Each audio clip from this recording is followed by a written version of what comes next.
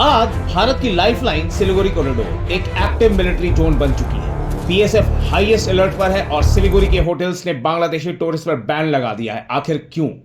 क्योंकि dense fog के पीछे एक प्लान सिक्योरिटी ब्रीच का क्लियर सिग्नल मिला है। लेकिन भारत तैयार है। धुबरी आसाम का नया army base, Lachit Borphukan military note और रशिया का $11 बिलियन का मास्टर स्ट्रोक। ये इत्तेफाक नहीं, स्ट्रैटेजी है।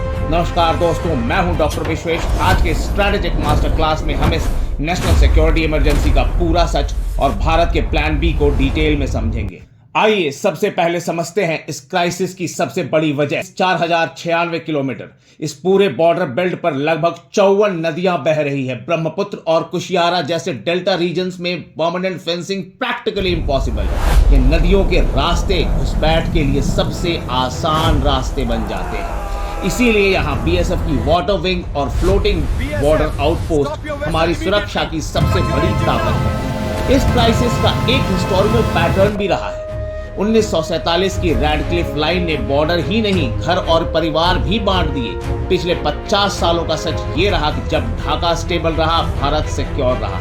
लेकिन 2025 में बांग्लादेश फिर से प्री 1971 जैसी इंस्टेबिलिटी की तरफ बढ़ रहा है। पेट्रोपोल बेनापोल ट्रेड 60% तक गिर चुका है और बॉर्डर बेल्ट्स में रैडिकल ग्रुप्स फिर एक्टिव हो रहे हैं। ये सिर्फ लॉ एंड ऑर्डर का इशू नहीं, ये भारत की इंटरनल सिक्योरिटी के लिए रेड अलर्ट है।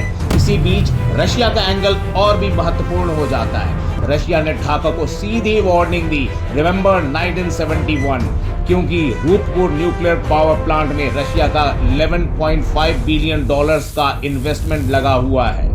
अगर बांग्लादेश डिस्टेबलाइज होता है तो रशिया का ये पैसा सीधे खतरे में आ जाएगा। इसीलिए इंडिया और रशिया मिलकर ढाका को रैडिकल कोलैप्स से बचाने की कोशिश कर रहे हैं। और भारत का सबसे शांत लेकिन सबसे ताकतवर हथियार है एनर्जी। भारत बांग्लादेश को 1600 मेगावाट बिजली सप्लाई करता है। हाँ, $1 बिलियन का आउटस्टैंडिंग बिल है, फिर भी सप्लाई बंद नहीं हुई क्योंकि ये हमारी हार्ड पावर है। एक स्विच और इंडस्ट्रियल ब्लैकआउट। अब आते हैं सबसे डेंजरस मोड पर, द एयर पिंसर। बांग्लादेश ने चाइना के साथ मिलकर लालमुनीरहाट एयरबेस रिवाइव कर दिया है, जो बॉर्डर से सिर्फ 15 किलोमीटर दूर है। इससे चिकन नेक उनकी डायरेक्ट लाइन ऑफ साइट में आ जाता है। भारत का जवाब भी क्लियर है। हसीमारा में 101 स्क्वाड्रन फैल्कन्स फुली ऑपरेशनल है। साथ ही S-400 ट्रायम्फ सिलीगुड़ी कॉरिडोर को एक आयरन फोर्ट्रेस में बदल रहा है।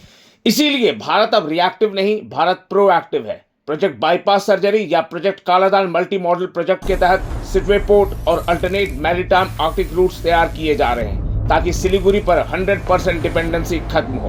भारत अब इस नेट को दबने नहीं देगा।